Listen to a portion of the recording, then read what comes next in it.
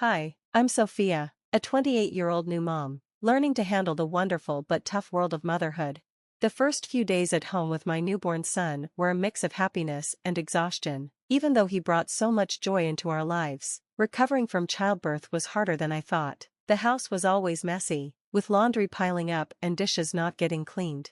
One afternoon, as I was trying to calm my crying baby, the doorbell rang. It was Linda, my mother-in-law, dropping by without warning. She looked around the cluttered living room, her face showing both worry and a bit of disapproval. "I thought I'd check in and see how you're doing, dear," Linda said, stepping over a baby toy. "Tom mentioned you might need some help." "Thanks, Linda. Things are a bit crazy, but we're managing," I said, trying to hide the stress in my voice. Linda walked into the kitchen, and the sound of dirty dishes seemed louder than ever.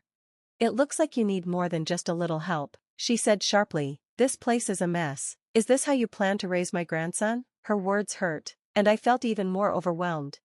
"I'm doing the best I can," I replied, holding my son closer. Linda let out a long sigh. "Sophia, being a mom is about setting priorities, and right now, it looks like you're not prioritizing anything."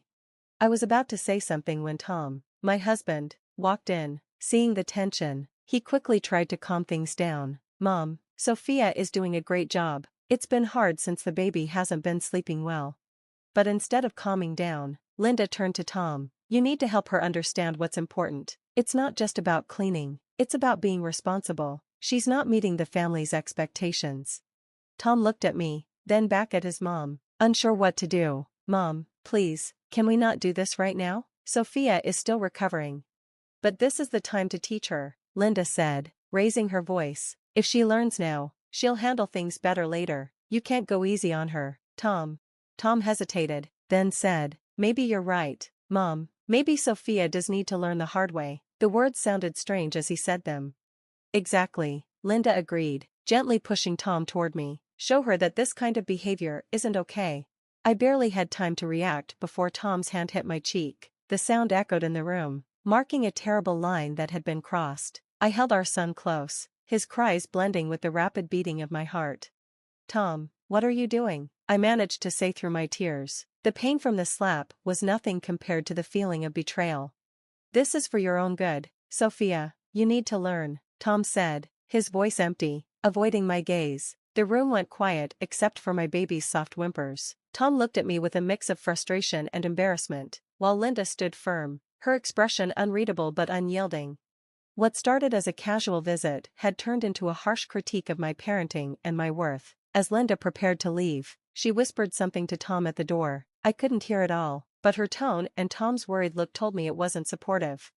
That night, as I rocked my son to sleep, I couldn't shake the feeling of dread. What should have felt like a supportive family now felt like a trial, and I was the one on trial. As I cared for my son and felt the sting on my cheek, I started to think clearly amid the chaos. I needed a plan, a way out, not just for my safety, but for my little boy's well-being. The house that had once felt like home now felt like a trap set by the very people who were supposed to love us. After Tom slapped me, influenced by Linda, I couldn't stand the thought of sleeping next to him. I took my baby and went to the nursery, which had been a safe space for the past few weeks. As I rocked my son back to sleep, the day's events replayed in my mind, sharpening the pain and betrayal. The next morning, while Tom was at work and Linda was presumably busy, I made a call. Jessica answered on the second ring. "Jess, it's me. I need the help you offered," I said, my voice trembling but determined.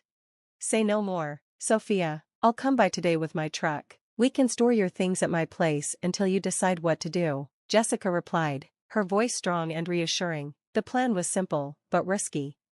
I would pack as much as I could during the day, focusing on what my son and I really needed. Jessica was going to help me move everything to her place in the evening. We decided it was best to leave before Tom came home from work, knowing he might try to sway me with apologies or that Linda's influence might take over again.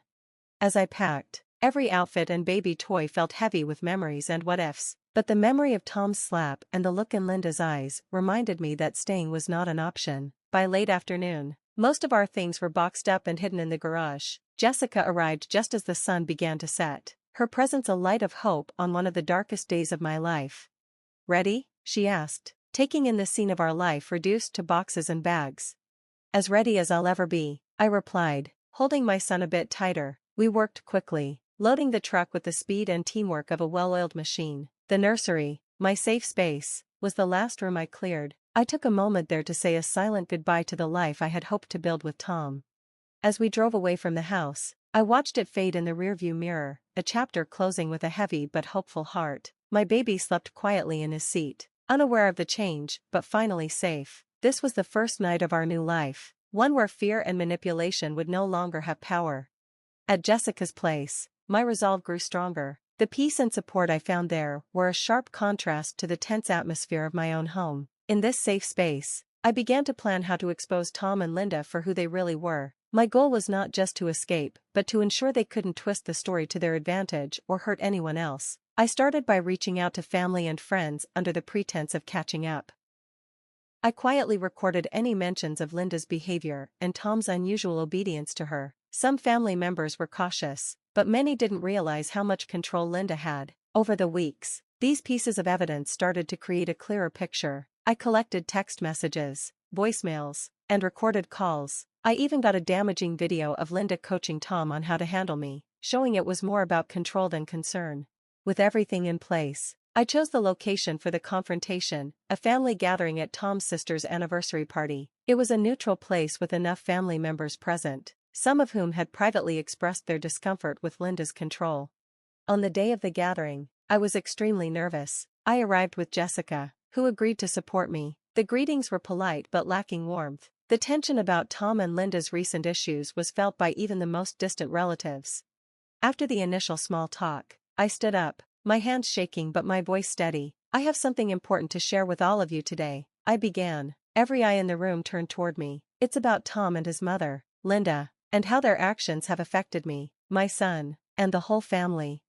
Tom looked shocked and scared. "Sophia, let's not do this here," he tried to interrupt, but I pressed on, pulling out my phone. "This isn't just a family issue," I said, connecting my phone to the Bluetooth speaker. The room went quiet as the recordings played, Linda's harsh orders and Tom's hesitant agreements about correcting my behavior. The reactions ranged from shock to disgust. Tom's aunt, who had always liked me, looked especially betrayed. "Is this true, Linda? Were you forcing Tom to do these things?" Linda's face turned to a mask of anger and panic. "These are just taken out of context." She tried to deflect, but then Tom's cousin, who had been quiet until now, stood up. "No, they aren't. We've seen signs of this for years. We just didn't want to believe it." The confrontation changed everything. Relatives began sharing their own experiences, slowly revealing how Linda had manipulated the family under the guise of concern. Tom sat there, pale and silent, finally realizing the web his mother had spun around him. As the family meeting turned into a heated discussion about Linda's control, I felt a huge weight lift off my shoulders. The truth was out, and not just for me. Everyone who had been affected by Linda's toxic influence could now see it.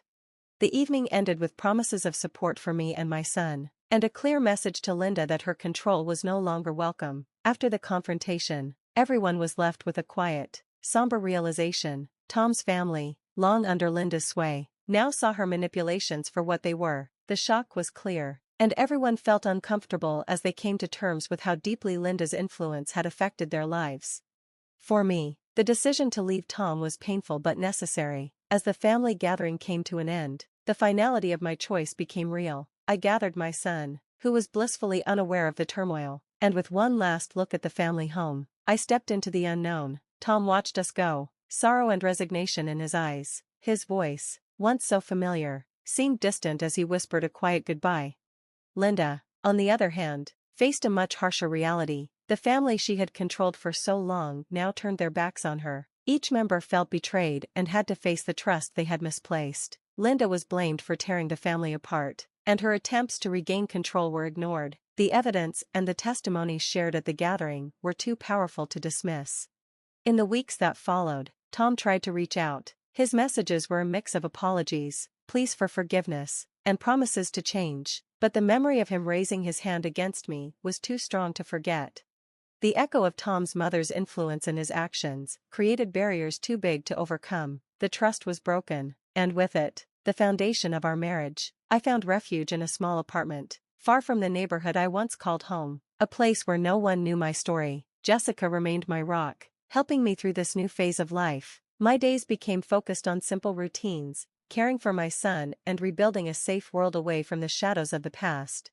Healing was slow and often painful. Some days, the weight of everything felt too much to bear, but the freedom to make choices without fear of manipulation or abuse pushed me forward. I went to therapy, joined support groups for single mothers, and slowly, the broken pieces of my old self came together into someone stronger and more resilient. My son's laughter became my anchor. Each milestone he reached was a bright moment, guiding me forward. As he grew, so did my confidence in the future, one that I was now shaping on my own terms.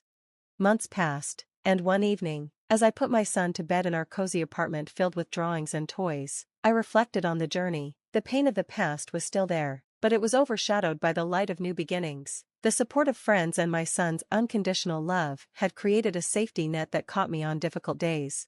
Sitting down with a cup of tea, I finally felt ready to share my story. I started a blog, a place to talk about my experiences and connect with others who might be dealing with manipulation or abuse. With each post, I stepped further away from being a victim and closer to becoming an advocate.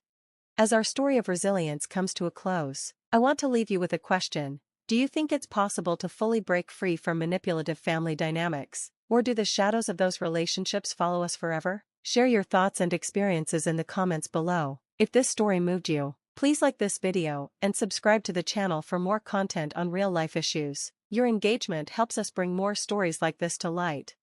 Thank you for watching, and let's keep the conversation going.